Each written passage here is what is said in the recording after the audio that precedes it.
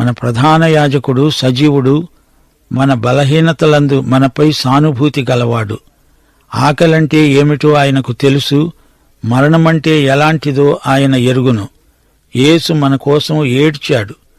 మనం ధైర్యంగా ఆయన కృపాసనమును చేరగలము. ఆ మాటకొస్తే ఆయనే మన కృపాసనం, కరుణాపీఠం. ధైర్యంగా వస్తాము అంటే మనకు ఆయన వద్ద స్వేచ్ఛ ఉంది, వాక్ స్వాతంత్ర్యం ఉంది.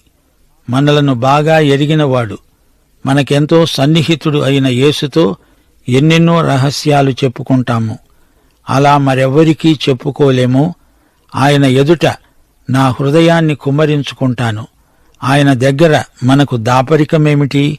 అది కృపాసనం, తీర్పు సింహాసనం కాదు. ఆయన కృప కోసం, సమయోచితమైన సహాయం కోసం ఆయనను సమీపిద్దాము రండి.